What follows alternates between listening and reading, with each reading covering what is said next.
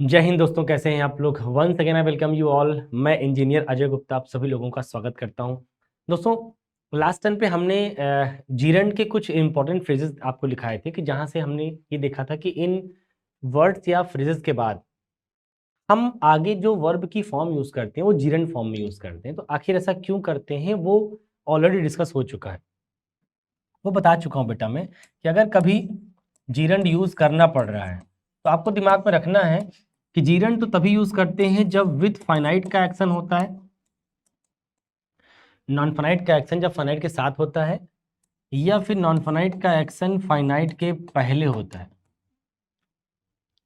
इन्हीं दो केस में हम जीरंड यूज करते हैं, ठीक है ना। तो जहां जहां जीरंड लगे केस यही रहेगा, केस बदलने वाला नहीं, ध्यान रखना है दिमाग में, ठीक है। हमने कल आपको addicted to, use to, accustomed to, ना, गिवन टू, ये सारे पढ़ा दिए थे। और यूज टू को लेकर मैंने कहा था अलर्ट रहिएगा कि यूज टू के बाद वर्ब की एनजी फॉर्म भी आती है, यूज टू के बाद वर्ब की फर्स्ट फॉर्म भी आती है। कब? यूज टू अगर मॉडल हुआ तो वर्ब की फर्स्ट फॉर्म आएगी, यूज टू अगर एडजेक्टिव हो गया तो फिर आगे वर्ब की एनजी फॉर्म आएगी, बिकॉज उस वक्त उसकी मीनिंग क्या होती है? लती होना, आदती होना। ये बातें ऑलरेडी कल के लेक्चर में हमने प्रॉपर डिस्कस किया था, कोई जल्दबाजी नहीं किया था। अगेन प्रायर टू, हमने कहा प्रायर टू के बाद भी हम जो वर्ब यूज करेंगे बेटा वो कैसे यूज करेंगे? ING form. एक सेंटेंस मैंने कहा भैया prior to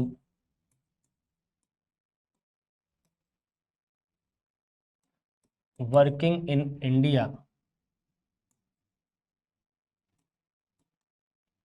prior to working in America I use to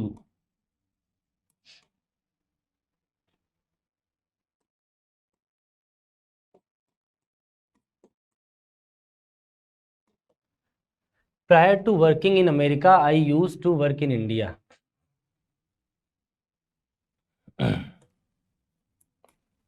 prior to working in America, America में काम करने के पहले, I use to work in India, मैं इंडिया में काम किया करता था। देखो, यहाँ पे यूज टू के साथ मैंने क्या इस्तेमाल किया है? वर्ब की फर्स्ट फॉर्म। क्यों इस्तेमाल किया है? क्योंकि वो मॉडल है। क्या है? मॉडल है।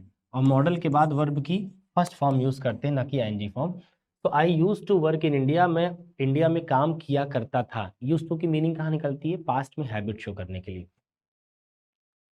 कि मैं इंडिया में काम किया करता था। कब?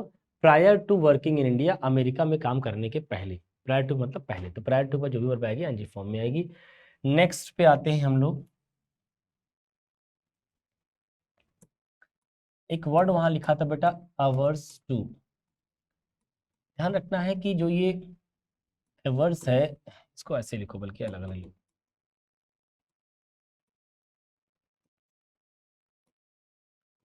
अवर्स, और इसी का एक नाउन फॉर्म होता है अवर्जन, ठीक है। ये एक एडजेक्टिव फॉर्म होता है और ये एक नाउन फॉर्म होता है। एवर्स के आगे हम लोग टू लगाते हैं, ध्यान रखें। अच्छा, इसी एवर्स का जो एंटोनिम्स, एंटोनिम्स होता है डिजायरस। क्या होता है?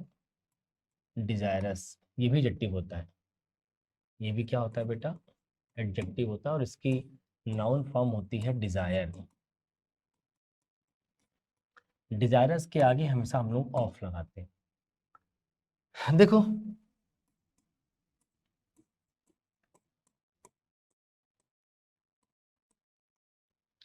He is averse to,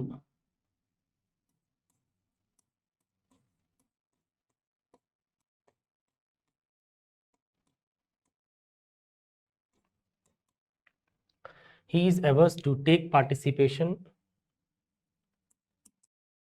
in this program।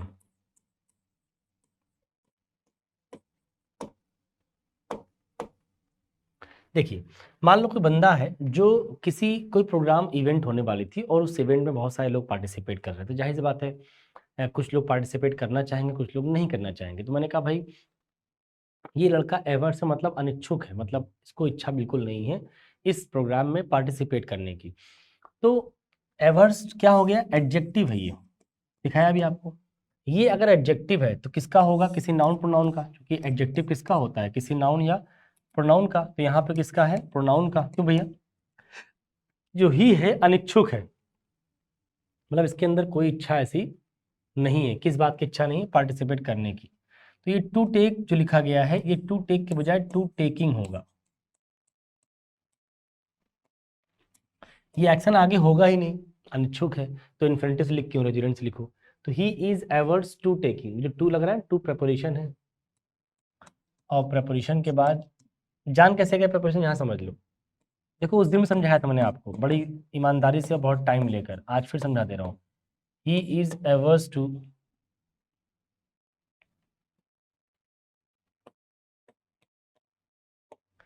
जैसे कोई आदमी है जो वाइन को लेकर अनिच्छुक रहता है, मतलब वाइन की इच्छा इसको कभी नहीं करती। अब देखो क्या हम बिना टू के लिख सकते हैं, ही इज एवर्स वाइन।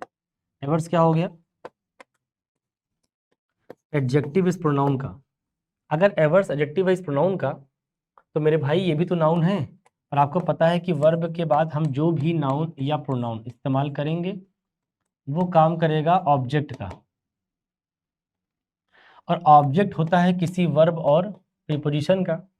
तो अब ये इस वर्ब का ऑब्जेक्ट तो बन नहीं पाएगा, क्योंकि इज यहाँ मेन वर्ब है और ये लिंकिंग वर्ब है, और लिंकिंग वर्ब का ऑब्जेक्ट नहीं होता। तो फिर हमें इसको किसी ना किसी का ऑब्जेक्ट बनाना पड़ेगा। किसका बना देंगे? किसी प्रेपोजिशन का। तो किसका बनाना पड़ेगा? टू का। तो इसीलिए टू क्या साबित हो गया? प्रेपोजिशन। मतलब जान जाओगे कि बिना प्रेपोजिशन लिखे यहाँ आगे नहीं बढ़ पाएंगे। तो हमने क्या किया कि प्रेपोजिशन के साथ जो वर्ब आएगी वो एनजी फॉर्म में आएगी, इसलिए हम टेकिंग कर लिए। तो he is averse to taking participation in this programme, मतलब ये लड़का अनिच्छुक है, बिल्कुल इच्छा नहीं है इस प्रोग्राम में पार्टिसिपेट करने की, राइट। इसी को हमने अगर इच्छुक कर दिया होता, वहां पे एवर्स का उल्टा क्या लिखा था? डिजायरस। दिख रहा है आपको? ही इज डिजायरस ऑफ। अब देखो ऑफ एक प्रेपोजिशन है, प्रेपोजिशन के बाद जो वर्ब आएगी आईएनजी फॉर्म में आएगी। तो यहाँ आपको समझ में आ रहा होगा टेकिंग क्यों करना पड़ रहा है, पार्टिसिपेशन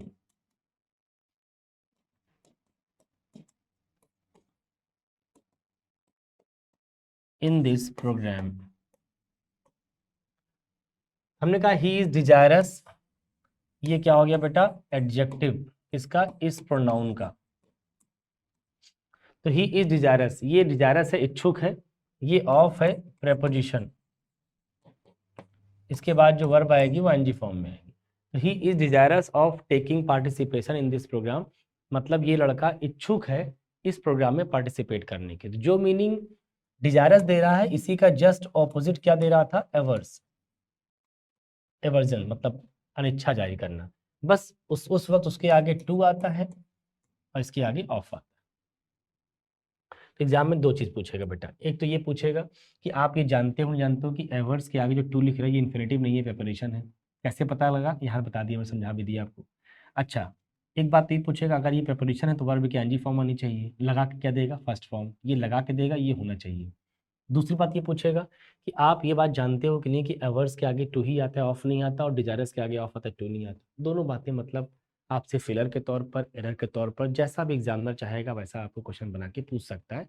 हर बात को बड़ी गंभीरता से अगर आप सुनेंगे समझेंगे तो हर चीज़ के अंदर एक चीज़ नहीं सीखेंगे, कम से कम दो तीन चार पांच चीज़ सीखेंगे, मल्टीपल चीज़ें सीखेंगे आप, तब जब आप चीज़ों को बहुत ही डीप में जाने का प्रयास करेंगे। Try to go in deep, right, in every topic.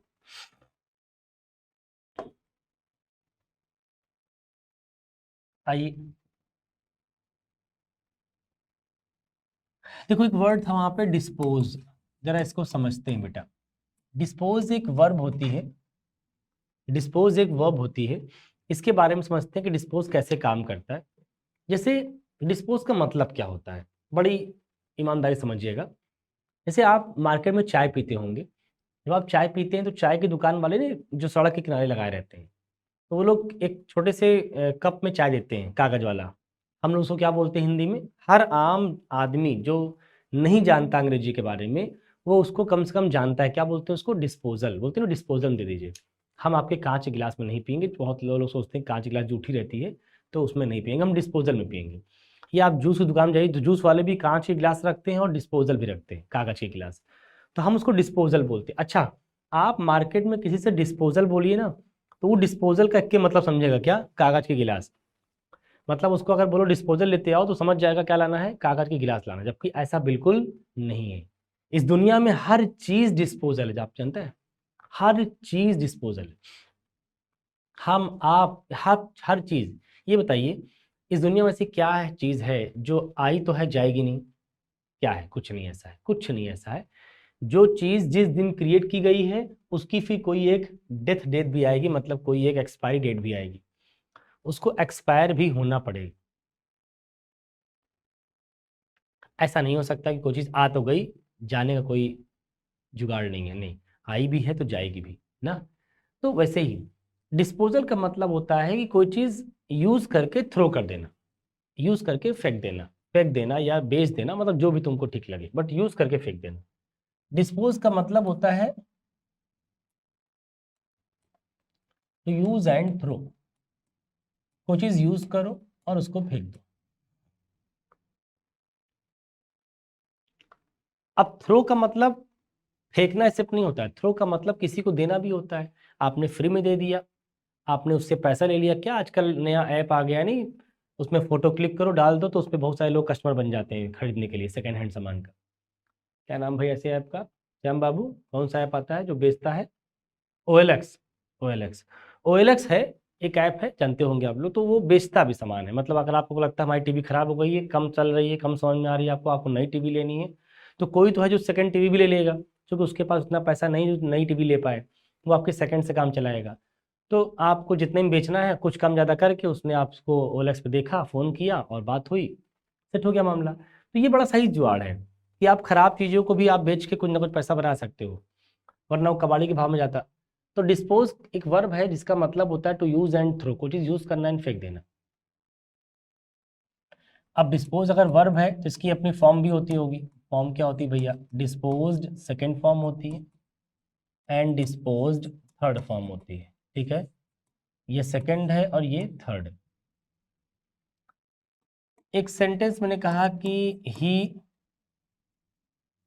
अच्छा एक बताओ जरा, जिस चीज को आप डिस्पोज करते हो उसके पहले आप ऑफ लगाते हो, फिर वो समथिंग लिखते हो जिसको आप डिस्पोज कर रहे हो।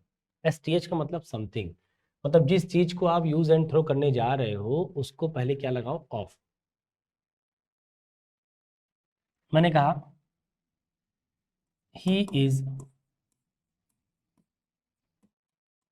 About to dispose space all his furniture. मान लो आपके जो फर्नीचर्स हैं, फर्नीचर मतलब जो भी आपका सोफा है, अलमीरा है, बेड है, चेयर है, टेबल है, जो भी आपके पास फर्नीचर में प्रोग्राम है, आपने डिसाइड किया कि भाई देखो अब बहुत 10 साल 15 साल यूज़ कर लिया इन फर्नीचर्स को, अब मैं यूज़ नहीं करूँगा, अब इनको बेचूंगा या इनको फेंक दूंगा, दूसरा नया लेके आऊँगा, या इनको बेच देंगे OLX वगैरह डाल के। तो हमने कहा कि he is about to dispose, ये लड़का अबाउट टू मतलब करने वाला है। क्या करने वाला? डिस्पोज करने वाला है, मतलब यूज़ कर चुका है, अब क्या करने वाला होगा? थ्रो करने वाला होगा, मतलब उसको फेंकेगा या बेचेगा। He is about to dispose, जिस चीज को डिस्पोज आप कर रहे हैं दैट इज योर समथिंग। उस समथिंग को लिखने से पहले आपको क्या लगाना है? ऑफ। तो he is about to dispose of all his furniture, मतलब ये लड़का अपने सारे फर्नीचर को डिस्पोज करने वाला है, ऐसा कह रहा है। He is about to dispose all his furniture, तो ये है डिस्पोज। फिर मैंने कहा अब करने वाला है तो आज नहीं तो कल कर ही देगा, उसको जिस दिन कोई ढंग का ग्राहक मिल गया अपने सामान का, बेच ही देगा। He has disposed, he has disposed, हमने इसका जानबूझकर टेंस चेंज कर दिया, उसके पीछे वजह है, मैं आपको समझा भी देता हूँ कि सेम सेंटेंस को टेंस चेंज करके मैं क्यों लिख रहा हूँ दोबारा। देखो ही हैज डिस्पोज्ड, ये टेंस कौन सा हुआ? ये हैज हेल्पिंग वर्ब हो गई भैया, और डिस्पोज आपकी मेन वर्ब हो गई, और फिर यहाँ पर हमने ऑफ लगा लिया क्योंकि हम जिस चीज को बेचने जा रहे हैं वो समथिंग कोई है। हमने कहा कि he has disposed of all his furniture, इस लड़के ने डिस्पोज कर दिया है। अब करने वाला था, मूड था ही उसका, तो कोई मिल गया होगा, फेंक दिया उसको। तो इस आदमी ने क्या कर दिया? अपने सारे फर्नीचर डिस्पोज कर दिए, मतलब बेच दिए। He has disposed of all his furniture. ध्यान रखना बेटा कि डिस्पोज एक वर्ब है, और डिस्पोज अगर एक वर्ब है तो इसका मतलब भी आपको पता लग जाना चाहिए। दूसरा, इसको लिखेंगे कैसे, स्ट्रक्चर कैसा है, इसके आगे ऑफ लगाएंगे, जिस चीज को आप थ्रो करने जा रहे हो यूज एंड थ्रो, उसको लिखने से पहले ऑफ लगाना है। इसका मतलब डिस्पोज जब जब वर्ब की कैटेगरी में आएगा तो ये अपने आगे इस ऑफ को लेके आएगा उस समथिंग के पहले। ये बात क्लियर है यहाँ तक। अब इसमें ट्विस्ट है, ट्विस्ट क्या है जरा वो समझ लो। इंग्लिश में ट्विस्ट ना है तो मजाक नहीं आता। एक्चुअल में क्या होता है भैया कि डिस्पोज एक वर्ब है, तो इसकी थर्ड फॉर्म भी डिस्पोज्ड होती है, बोलो हाँ, ये भी वर्ब है। तो हमने कहा ऑफ आएगा उस समथिंग के पहले जिसको आप बेचने उचने जा रहे हो या फेंकने जा रहे हो। लेकिन मजे की बात यह है कि डिस्पोज्ड एक एडजेक्टिव भी होता है। क्या होता है, एक एडजेक्टिव भी है। डिस्पोज्ड एक एडजेक्टिव भी है, और इस वक्त इसकी जो मीनिंग होती है वो होती है टू बी इंक्लाइंड या इंटेंडेड, किसी चीज के मूड में होना। डिस्पोज का मतलब मूड में होना, ये एडजेक्टिव के तौर पर मीनिंग है। वर्ब के तौर पर तो मीनिंग तो वही वाली है, क्या, to use and throw, to use and throw, ये एडजेक्टिव के तौर पर मीनिंग है। लेकिन एक बात समझिए, आपके मन में एक शंका उपलब्ध हो रही होगी कि सर ये बताइए, ये जानेंगे कैसे कि ये एडजेक्टिव है।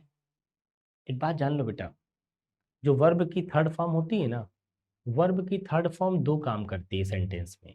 कितने काम करती है, दो काम। पहला काम, ये तो वो वर्ब बन जाएगी, ये तो वो एडजेक्टिव बन जाएगी। कहीं अगर वर्ब की थर्ड फॉर्म लिखी मिले, दिमाग में डाल दीजिए इसको, अगर वर्ब की थर्ड फॉर्म लिखी मिले तो आप समझ जाना, या तो ये वर्ब का काम कर रही होगी या फिर ये एडजेक्टिव का काम कर रही होगी। बोलिए हाँ, ये दो ही काम कर सकती है। तो मैंने कहा देखो वर्ब की थर्ड फॉर्म ये भी थी, लेकिन ये क्या काम कर रही है, वर्ब का, तो मीनिंग ये है, फंक्शन ये है। लेकिन यही थर्ड फॉर्म क्या काम कर रही है, एडजेक्टिव का, तो मीनिंग ये है। और इस वक्त इसके आगे हम लगाते हैं टू, और जो समथिंग वहां लिखेंगे। मतलब डिस्पोज्ड के आगे टू भी आ सकता है, ऑफ भी आ सकता है। एज अ वर्ब ऑफ आएगा, एज एन एडजेक्टिव टू आएगा। ये now it is up to you that you have to decide कि in which sentence disposed is acting as a verb and in which sentence disposed is acting as an adjective. एक example से बात को मैं clear करने का प्रयास करता हूं। मैंने कहा SSC is disposed, SSC is disposed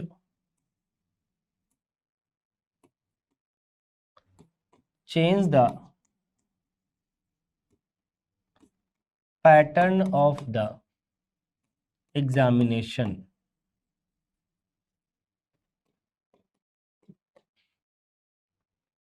एक सेंटेंस और एक sentence, they have disposed space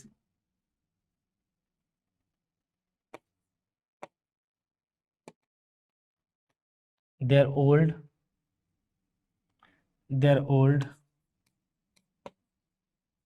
clause। ये दो स्टेटमेंट लिखे मैंने, 10 सेकंड की विंडो आपको दे रहा हूं। एक बार जरा सोच के बताएं कि किसमें क्या भरेंगे, किस फिलर में क्या भरेंगे। जरा आप कुछ सोचें, आप कुछ सोचेंगे नहीं तो सब कुछ आपको आसानी से मिल जाएगा, तो गड़बड़ हो जाएगा। हे प्रभु तेरी माया, जल्दी करिए भाई आप लोग। अच्छा, मैं आपको सोचने का मौका देता हूँ, ये क्लास लाइव तो नहीं है, रिकॉर्डेड है, तो बेटा सोच लिया करो, क्योंकि पढ़ते वक्त ना अगर आप सोच के पढ़ोगे ना तो आप पढ़ने का एक अलग आनंद आएगा। काश ये क्लास लाइव होती तो मुझे मज़ा आता, लेकिन अब लाइव है नहीं तो अब काश में ही रह गया। बट आप लोग लाइव का पूरा मज़ा लो, जैसा लाइव में होता है मैं लाइव में करके दे रहा हूँ आपको, कि मज़ा लो बढ़िया। चलिए मैं आंसर करता हूँ। लिखा हुआ है SSC is disposed, SSC is disposed. देखो हमने कहा ना कि सेंटेंस की मीनिंग से आपको एक एक तरीका है, सेंटेंस की मीनिंग से क्लियर हो जाएगा कि आखिर डिस्पोज जो वर्ब की थर्ड फॉर्म है ये यहाँ पर वर्ब का काम कर रही है या एडजेक्टिव का। एक तरीका किस तरीके से, उसकी मीनिंग से क्लियर कर लो। आपको पता है डिस्पोज्ड एज अ वर्ब क्या मीनिंग देगा, टू यूज एंड थ्रो, एक मीनिंग ये देगा एज अ वर्ब।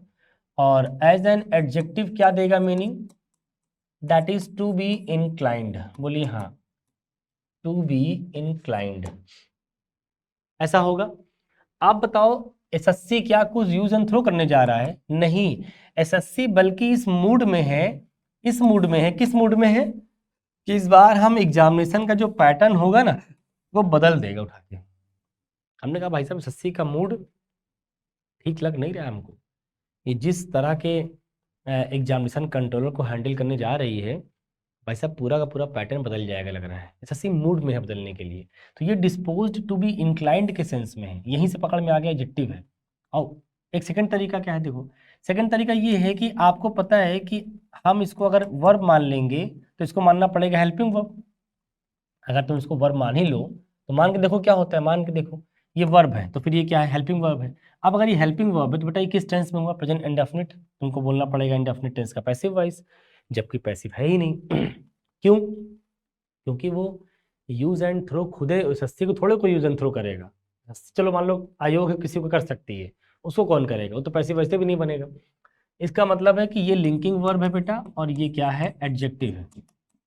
और अगर एडजेक्टिव है तो फिर आगे टू लगाओ। और आपको पता है टू क्या है, मुंह से बोलिए, टू क्या है, preposition.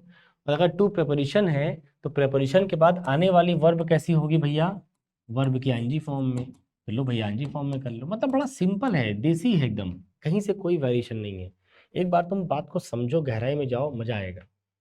SSC is disposed to changing the pattern, to के बाद चेंजिंग करना पड़ रहा है because to is a preposition here. यहाँ जाओ, दे हैव डिस्पोज, देखो अब अगर आपने इसको वर्ब मान लिया तो मानना पड़ेगा हेल्पिंग वर्ब, मान भी सकते हो helping verb, present perfect tense है। यह एक तरीका और था कि तुम इसकी मीनिंग समझ लो, इसकी मीनिंग क्या है, to use and throw and to be inclined. अब आप बताओ यहाँ क्या कहना जा रहा होगा, ये अपने पुराने कपड़ों को क्या करने जा रहा होगा, यूज एंड थ्रो करने जा रहा होगा। इसका मतलब है कि ये सेंटेंस में इस वर्ब को मीनिंग क्या दे रहा है, टू यूज एंड थ्रो। सीधा मतलब है कि ये वर्ब है, अगर ये वर्ब है तो यहाँ पे ऑफ लगाना पड़ेगा। तो they have disposed of their old cloth, इसने क्या किया, अपने सारे पुराने क्लॉथ थ्रो कर दी, मतलब हटा दिए, बेच दिए, दे दिए, किसी को कुछ भी कर दिया। तो भैया दिमाग पे रखना इस बात को, डिस्पोज्ड के बाद टू भी आता है भरने को, ऑफ भी आता है भरने के लिए, बहुत ज़्यादा पूछा जाता है। मुझे ऐसा पता नहीं क्यों लगता है कि जब जब एग्जाम में आता होगा लड़का कर नहीं पाता होगा, लड़का वो तुक्का ही मारता होगा, कभी ऑफ लगाता होगा, कभी टू लगाता होगा, जब ऑफ लगाता होगा टू सही होता होगा, जब टू लगाता होगा तो ऑफ सही होता होगा। एक बार रहकर मेरे इस वीडियो को रुक कर अगर आपने देख लिया, समझ लिया, मैं आशा करता हूँ या विश्वास भी दिलाता हूँ कि आपसे कभी गलती होगी नहीं। लेकिन मतलब ठहराव पहले आपके पास आए। चलो डिस्पोज हो गया आपका, क्या बचा यार, देखो भाई, लुक, अरे यार look, look forward to, look forward to का मतलब होता है बेटा टू वेट ईगरली। ईगरली का मतलब उत्सुकता पूर्वक, जैसे आप किसी का इंतजार कर रहे हैं, एक होता है इंतजार करना, एक होता है बड़ी उत्सुकता के साथ इंतजार करना, तो उसको बोलते हैं लुक फॉरवर्ड टू, किसी के आने के इंतजार में आंखें बिछाए रखना, नहीं इडियम होती कहावत, तो उसे बोलते हैं लुक फॉरवर्ड टू। यहाँ पे लुक वर्ब है, फॉरवर्ड एडवर्ब है, टू इज अ प्रेपोजिशन। मैंने कहा we are looking forward to welcome the, मान लो आपको पता लगा हो कि भाई साहब आज आपके यहाँ कोई बर्थडे फंक्शन था और आपकी बड़ी पहुंच है, पॉलिटिकल कनेक्शन बड़े अच्छे हैं, तो आपने कहा सर पता है आज हमारे यहाँ कौन आ रहे हैं बर्थडे पार्टी में? हमने कहा कौन? आपने कहा साहब प्रधानमंत्री आ रहे हैं। बाप रे बाप, बर्थडे पार्टी प्रधानमंत्री? बोले हाँ बहुत चौचक हमारा कनेक्शन है। अच्छा, तो भाई जाहिर बात है प्रधानमंत्री आ रहे हैं तो उनके स्वागत के लिए बहुत सारे लोग रेडी रहेंगे। हमने कहा जब आबा ढाबा देख रहे हैं इसीलिए है कि प्रधानमंत्री आ रहे हैं, थोड़ा भौकाल दिखना चाहिए उनको, तो वही है we are looking forward to. तो we are looking forward to का मतलब वी आर वेटिंग ईगरली, हम लोग उत्सुकता पूर्वक इंतजार कर रहे हैं, क्या करने के लिए? वेलकम करने के लिए। किसको? प्राइम मिनिस्टर को।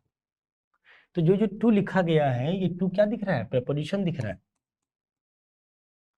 अगर बेटा ये प्रपोजिशन है तो जो वर्ब आएगी वो किस फॉर्म में आएगी? आईएनजी फॉर्म में आएगी, ताकि वो क्या बन जाए? नाउन बन जाए। तो ये वेलकम गलत है, वेलकमिंग सही है। बोलना पड़ेगा we are looking forward to welcoming the prime minister. हम लोग बेसब्री से इंतजार कर रहे हैं प्रधानमंत्री जी के आगमन का, उनका स्वागत करना है, ऐसा। तो it is look forward to के बाद जो वर्ब आएगी वो आईएनजी फॉर्म में आएगी, ध्यान रखना। अच्छा, दिमाग में ये बैठा लेना कि हमेशा वर्ब ही आएगी, मैंने ये नहीं कहा। मैंने ये कहा कि लुक फॉरवर्ड टू के बाद जीरंड आती है, मतलब आना होगा तो, वर्ब नहीं आएगी तो नाउन से काम चला लो। जैसे देखो, नहीं लड़के रट लेते सर वर्ब तो आई नहीं। अरे भैया वर्ब आना जरूरी थोड़ी ना, वर्ब आएगी तो जीरंड फॉर्म में आएगी, ये सभी के साथ ऐसा है कि जिनके जिनके बाद मैंने कहा जीरंड आएगी तो ये अंडरस्टूड है कि वर्ब आएगी तो जीरंड फॉर्म में आएगी, नहीं आएगी वर्ब तो कोई बात नहीं। आखिर तुम जीरंड में करके क्या बना रहे हो? नाउन। उस वर्ब को तुम जो गलत किए और सही करके क्या लिख रहे हो? वेलकमिंग, तो क्या बन गया? नाउन। इसका मतलब इसको क्या चाहिए? नाउन चाहिए। आखिर प्रेपोजिशन की खुशी किससे है? नाउन से है। नाउन दे दो तुम, नाउन ओरिजिनल फॉर्म में दे दो, या तुम वर्ब के फॉर्म में तो हम बना लेंगे, अल्टीमेटली नाउन देना पड़ेगा। So we are looking forward to the PM. हटाओ वेलकम, इतने लिखो। हमने कहा भाई साहब आपको पता है हम लोग क्या कर रहे हैं? हमने कहा क्या कर रहे हैं? आपने कहा था हम लोग बेसब्री से इंतजार कर रहे हैं, वी आर लुकिंग फॉरवर्ड। हमने कहा किसका? बोले साहब to the PM, prime minister साहब का। तो मतलब कोई गारंटी नहीं कि आपको जीरन यूज करनी, जीरन यूज तब करनी है जब वर्ब आएगी, जब वर्ब ही नहीं आएगी तो जबरदस्ती कैसे यूज करोगे भाई जीरन?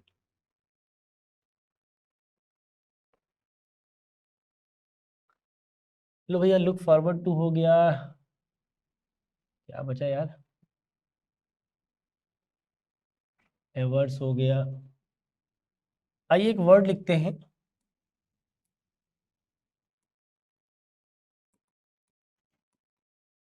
Objected to. मैंने एक सेंटेंस कहा, दे दे ऑब्जेक्टेड, इन लोगों ने विरोध किया। ऑब्जेक्ट मतलब विरोध करना। दे ऑब्जेक्टेड टू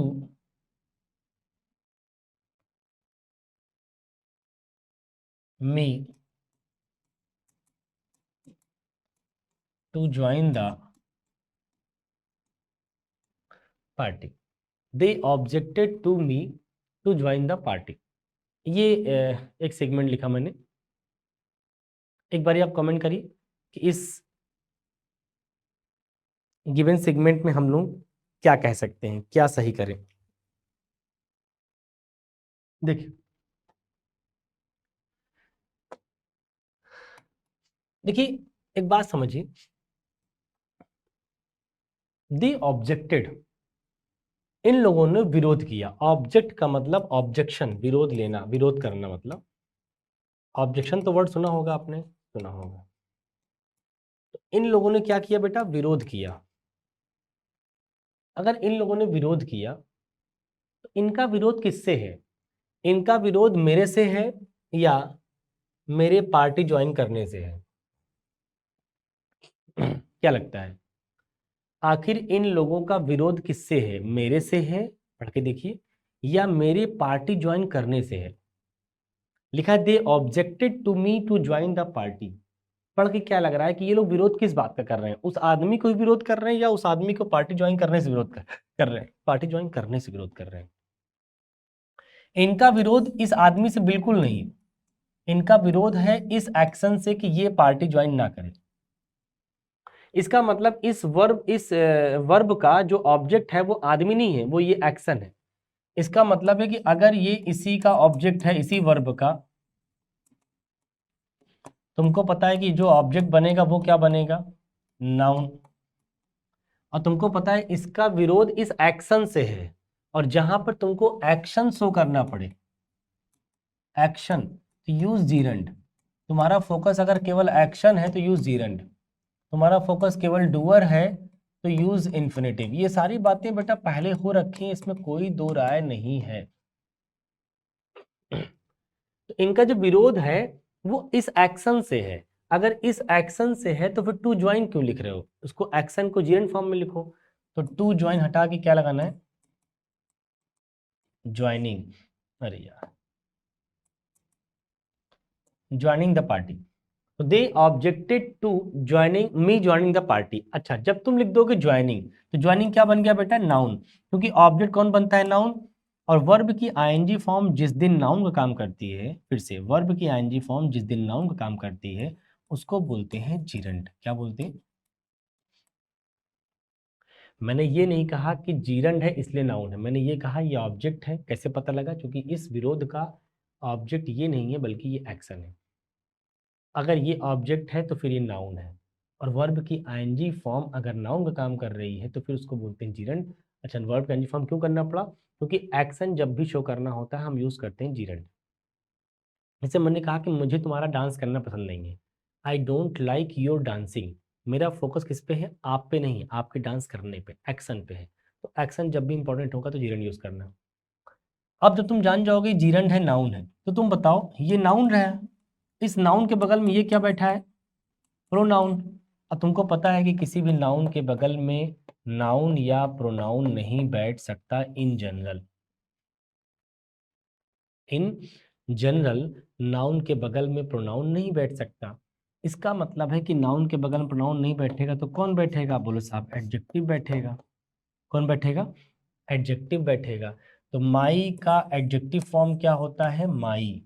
किसी भी ऑब्जेक्टिव केस का जो पॉजिटिव केस होता है वही उसका एडजेक्टिव फॉर्म होता है। तो मैंने कहा they objected to my joining the party. इसको मैं एक बार लिख दे रहा हूँ वापस से।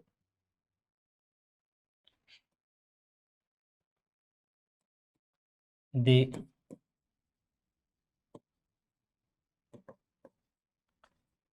Objected to my joining the party.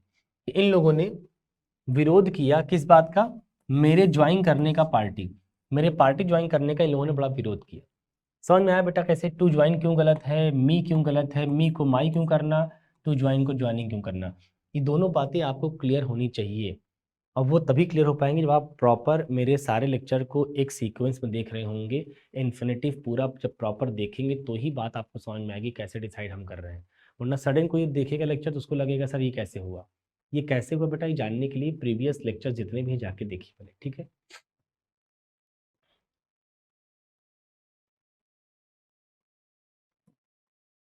With view to, with the view to क्या है, विद द पर्पज ऑफ, ये इसका मतलब होता है, विद द पर्पज ऑफ, ये इसका मतलब होता है किसी उद्देश्य से।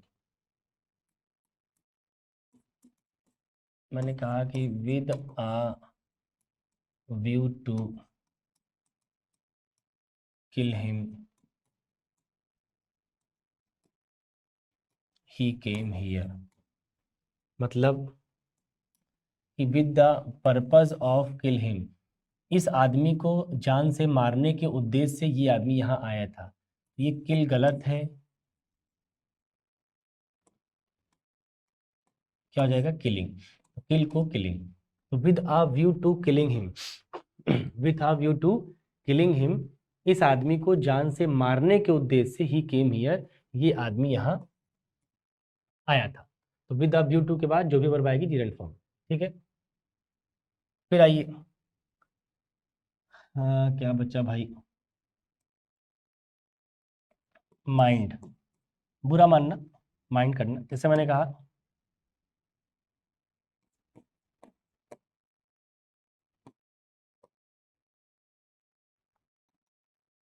He will, he will mind mind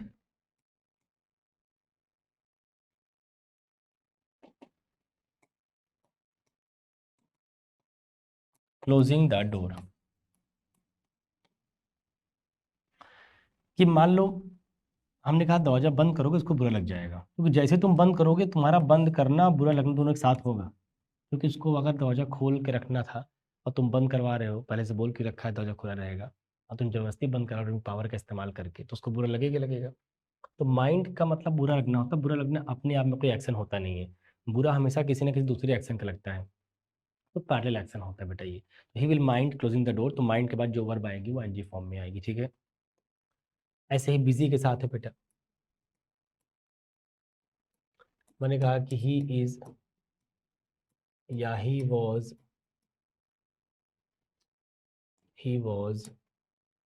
busy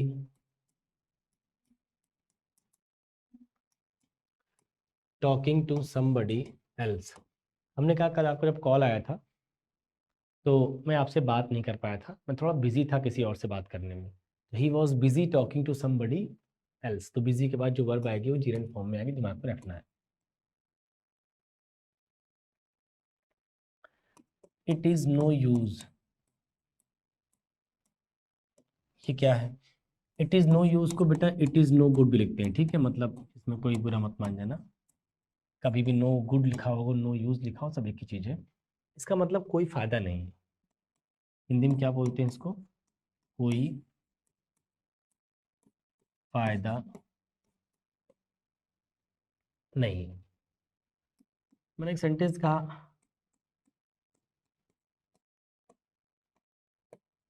it is no use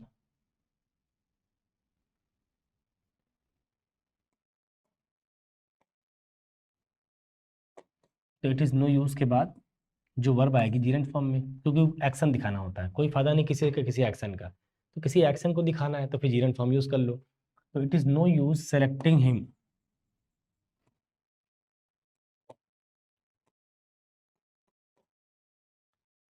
the captain of this team. मैंने कहा कि कोई फायदा नहीं है, it is no use selecting him the captain of this team. तो बेटा जान दो एक बात तो ये कि द हटेगा, क्यों हटेगा? क्योंकि ये जो सेलेक्ट वर्ब होती है ये कॉम्प्लेक्स ट्रांजिटिव वर्ब होती है, मतलब ये अपने आगे ऑब्जेक्ट तो लेती लेती है, ऑब्जेक्ट के साथ साथ ऑब्जेक्ट कॉम्प्लीमेंट भी लेती है। ऐसी वर्ब जो अपने आगे ऑब्जेक्ट के साथ साथ ऑब्जेक्ट कॉम्प्लीमेंट भी ले तो उसको बोलते हैं कॉम्प्लेक्स ट्रांजिटिव वर्ब। तो it is no use selecting him captain of this team, तो नो यूज के बाद जो वर्ब आएगी वो किस फॉर्म में आएगी भैया? आईएनजी फॉर्म में आएगी। तो ये मैंने जीरन के लगभग लगभग सारे जितने भी वर्ड्स हमने लिखवाए थे उस दिन वर्ड्स के अंदर या फ्रेज के अंदर, उनके साथ जीरन फॉर्म कैसे आती है कब आती है ये दिखाने का प्रयास किया, ताकि कभी भी आपके सामने एग्जाम में आए तो आपको ये न लगे कि रटा हुआ है। एक बार सेंटेंस में देखे सुने रहेंगे तो आपको आसान लगेगा करने में, वरना फिर आपको रटना पड़ जाएगा, और मैं बिल्कुल नहीं चाहता हूँ कि आप रटें कोई चीज़। मैं इंग्लिश रटाने वाला सब्जेक्ट ना मानता हूँ और ना मैं चाहता हूँ कि आप मानें, ठीक है। चलिए बाकी बातें नेक्स्ट क्लास में करते हैं, जाके बढ़िया से रिवाइज करें।